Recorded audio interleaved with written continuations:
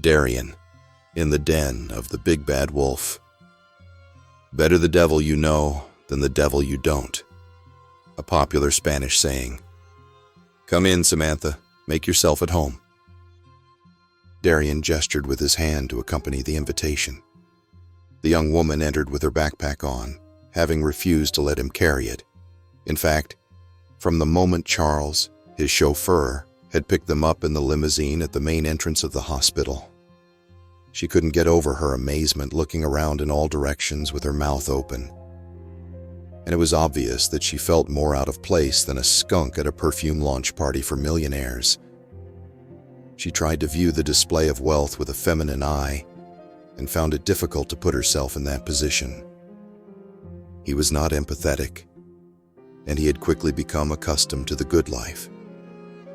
He barely remembered the times when he used the garage of the modest house he rented to create his innovative programs, those that would later revolutionize the market, and the first brilliant ideas that would lead to ties. With great effort, he imagined seeing his property for the first time. And finally, he acknowledged that he would be just as amazed as Samantha, since he had had a 16th century palace transported from France, stone by stone. It had cost him a fortune because at first, the French authorities had refused, and he had had to bribe many people. Once this hurdle was overcome, he had it installed in the middle of an extensive meadow of the finest grass, surrounded by an impenetrable forest where pines, eucalyptus, and redwoods provided protection and perfumed the air. It was monitored by cameras and staff trained in security who made rounds 24 hours a day. And inside, he had fitted it with the comforts of the 21st century and the latest technologies. Come, Samantha. He grabbed her arm and led her to what would be her room. When they got there, he checked that every tiny detail was in place. It was a suite dominated by blue tones and included a charming bedroom, which also contained a dressing room, a lovely living room, sofas, armchairs, several movie screens, and countless pieces of musical equipment.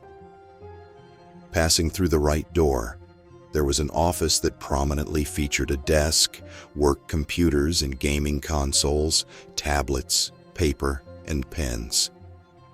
And, moving towards the entrance on the right side, they entered the bathroom, which gave off a lemon scent and included jacuzzi-type hydro massages and shower, both with all sorts of jet settings.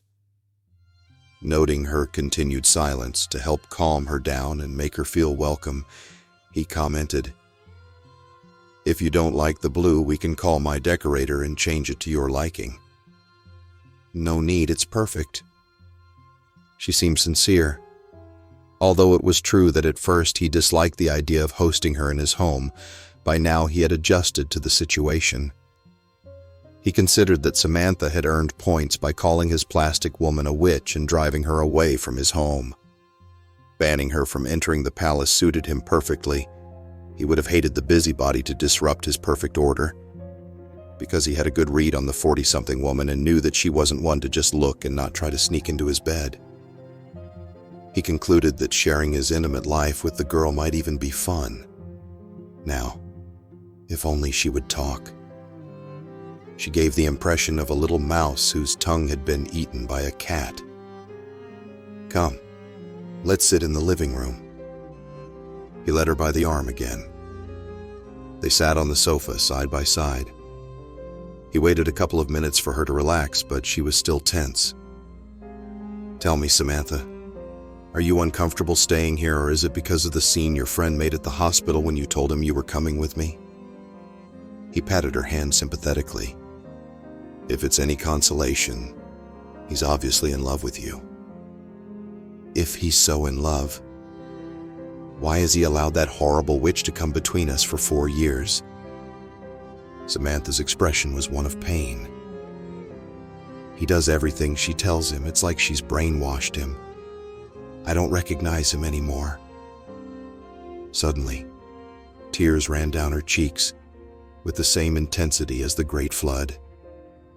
He remembered Rick's instructions to make her feel as comfortable as possible, and he hugged her. Then he placed her head on his chest as a form of comfort. He felt quite ridiculous, as he was used to women crying on other men's chests after he left them, and not the other way around. He understood them perfectly. They were dazzled by his attractiveness, fame, fortune, and his skills in bed. And that's why some of them were so persistent that he had to fend them off with hot water because they never gave up. Who would have thought that I would get involved in such a surreal situation? He thought while reluctantly stroking her hair. I regret mentioning Lanky. After all, it's a subject that neither concerns nor interests me. Still, he put his twisted mind to work and came up with a solution. Samantha, stop crying. She focused on him with her huge emerald eyes and obeyed. Together, we will make your friend come to his senses. He checked the time on his mobile. I'll explain it to you in a bit. Now come on. I have a surprise for you. They stood up and walked into the spacious hall. They walked hand in hand as Darien wanted to transmit his strength and relentless energy through contact. Just as they arrived, the main entrance opened. 10 or 12 people, whose uniforms indicated that they were part of the domestic staff, were carrying countless bags and packages, which on the outside displayed the logos of the most exclusive brands. Perfect, Darien, pleased, looked at his phone again. And 1 minute early. Well done, guys and girls, you did great. He was pleased to see that the well-deserved praise had an immediate effect, as the faces of his subordinates showed that they were motivated. Even their steps became quicker and more assured. After a brief pause, he informed Samantha, everything they're bringing is for you. I gave your size to my personal shopper and instructed them to put together a wardrobe for you. I would have liked to have gone shopping with you, but you shouldn't exert yourself yet. Now go to your room and try on the clothes. First, study the sheet. It tells you what goes with what. In the meantime, I'll wait for you in the living room. Then you can show me, and we'll choose something nice together. Then I'll dress up too, to match you. We'll take photos and post them on Ties, on both your profile and mine.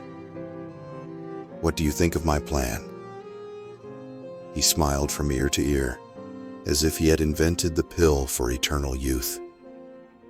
With this initiative, he killed 2 birds with 1 stone because the photos would also prove that Samantha was improving and that the accident had had no consequences. If she sued him one day, they would serve as evidence.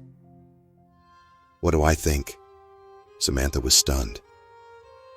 I appreciate your generosity, Darien, but I don't know if a broken heart can be fixed by trying on clothes and accessories, no matter how beautiful they are. Oh, Samantha, you haven't grasped my plan. He burst out laughing. The method we'll use involves making your friend even more jealous, so he completely explodes and sends the witch packing. Jealousy never fails. Do you think it will work? The young woman looked hopeful. I don't think so. I'm sure of it. He put his arm around her shoulders and dragged her back to the blue suite, the servants running behind them with the packages and bags. What a Louis Vuitton, a Hermes, a Gucci, or a Chanel can't achieve. Nobody can. He stood her in front of him and winked, a moment the staff used to place the items on the bed and furniture and then leave the suite. Also, I'll be in the photo with you, and that's what will upset Lanky the most. What do you think of my plan now? She was supposed to be jumping for joy at the idea of posing with him, not looking like she was being led to the slaughterhouse. Doesn't she realize that I'm the most eligible bachelor and her friend doesn't even come close to me? He thought, astonished. I don't know, but it's worth a try. She furrowed her brow, doubtful.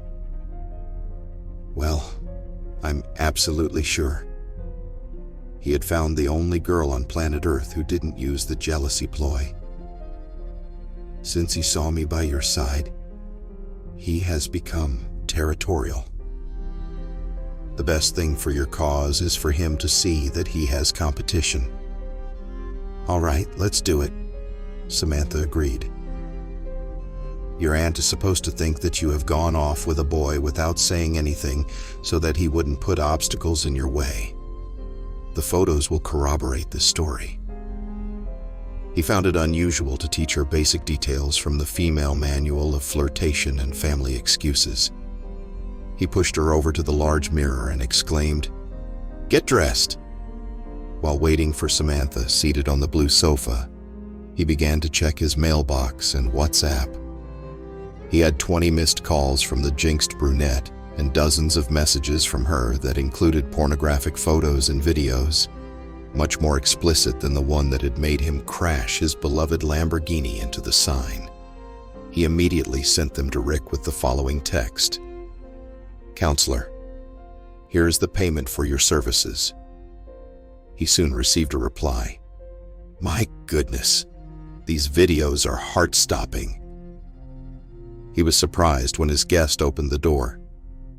She had put on the dress in record time. She had even put on brownish eyeshadow that highlighted her incredible green eyes, and she had put on red lipstick, which drew attention to her full, well-shaped lips. There were even a few drops of perfume. If his sense of smell didn't fail him, it was Daisy by Marc Jacobs. He thought he could detect the faint aroma of violets, grapefruits, and strawberries.